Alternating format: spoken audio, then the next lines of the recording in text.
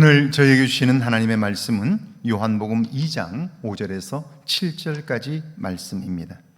그의 어머니가 하인들에게 이르되 너에게 무슨 말씀을 하시든지 그대로 하라 하니라.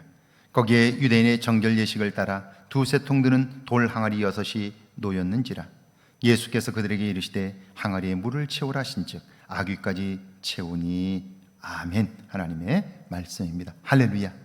오늘도 하나님의 도우심을 여러분의 삶으로 경험할 수 있기를 주의 이름으로 축원합니다. 사람은 살면서 자기 자신에 관하여 잘 모르는 것 같습니다.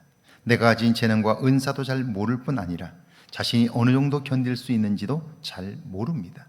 어려움을 겪어본 사람들은 하나같이 나는 이 정도면 포기할 줄 알았습니다. 그런데 정작 이를 악물고 견뎌 보니 견딜만 했습니다. 그래요.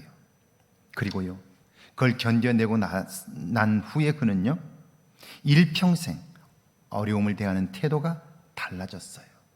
그리고 당당해지고요, 변화된 그 모습 때문에 그는요, 이전과는 다른 삶을 살게 되고 그 일이 그의 내면의 그릇을 키웠습니다. 살면서 우리가 나 자신에게 관심해야 하는 이유가 바로 여기에 있는 거죠. 5절입니다. 그의 어머니가 하인들에게 이르되 너에게 무슨 말씀을 하시든지 그대로 하라 하니라. 혼인축제에서 포도주가 떨어졌으니 난감합니다. 잔치행은 깨졌고 사람들의 즐거움도 사라집니다. 이런 때에 예수님의 어머니 마리아가 예수님께 도움을 요청했고 그리고 하인들에게 말합니다. 너에게 무슨 말씀을 하시든지 그대로 하라. 여기에는 마리아의 인간에 대한 놀라운 통찰력이 있습니다. 우리는 우리 생각에 옳은 대로 판단하고 생각하며 행동하는 경향이 있습니다. 그것이 잘못될 수 있다는 사실은 조금도 생각하지 않습니다. 무슨 말씀을 하시든지 그대로 하라. 이 말씀은 내가 잘못될 수 있기에 내 생각과 판단을 따라 말과 행동을 하지 말고 예수님의 말씀대로 행하라 하는 거죠. 6절입니다. 거기에 유대인의 정결 예식을 따라 두세 통들은 돌 항아리 6이 놓였는지라.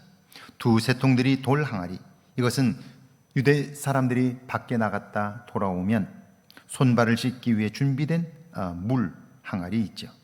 그것이 포도주가 떨어진 것과 무슨 상관이 있습니까? 우리 생각엔 그런데 하나님의 시선으로 보면 깊은 관계가 있습니다. 왜냐하면 하나님은 못할 것이 없으신 분이기 때문이죠. 그러므로 하나님의 시선으로 나와 세상 문제를 보는 훈련이 필요합니다. 7절입니다. 예수께서 그들에게 이르시되 항아리에 물을 채우라 하신즉 아귀까지 채우니. 예수님께서 종들에게 말씀합니다. 항아리에 물을 채우라. 지금 포도주가 떨어진 것을 아는 사람은 종들입니다. 그들은 그 문제 때문에 어쩔 줄 몰라 하지요. 그런 그때 예수님의 어머니 마리아는 예수님께서 하라는 대로 하라고 말씀했고 예수님은 물을 채우라고 말씀합니다. 지금의 문제와는 동떨어진 말씀을 하신 거예요. 그렇다면 내 나름대로의 해답, 관심사, 질문들을 해야 합니다. 지금 그것이 문제가 아니고 포도주가 떨어진 것이 문제입니다. 이렇게 얘기를 해야 되죠. 그런데 종들은 말씀하신 대로 물을 채웠습니다. 그것도 가득 채웠습니다. 그들은 자신들이 해야 할 일을 그대로 행한 거죠. 이때 기적이 일어납니다. 사는 동안 우리가 예수를 구원자로 믿지만 과연 우리는 그 말씀대로, 우리에게 말씀하신 대로, 오늘도 우리에게 말씀하고 계신 대로 순종하며 나아가고 있느냐 하는 거예요. 기적은 예수님의 말씀을 그대로 믿고 행한 사람들, 그들에게 나타나기 때문이죠. 오늘 하루 그분의 말씀에 순종함으로 이 놀랍고 큰 기적 같은 일들이 우리의 삶에도 경험되기를 주의 이름으로 축원합니다. 함께 기도합니다. 주님을 믿는다고 하면서도 내 생각대로 사는 모습에서 떠나게 해달라고요. 주님의 말씀에 순종하는 삶을 훈련하게 해달라고요. 함께 기도합니다. 하나님 아버지, 은혜와 사랑을 감사합니다. 저희를 사랑하사 함께 하시고 하나님의 도움을 얻게 하시니 감사합니다. 믿는다고 하면서도 내 생각대로 사는 모습에서 떠나게 하시고 주의 말씀에 절대적으로 순종하는 삶을 훈련하게 하옵소서.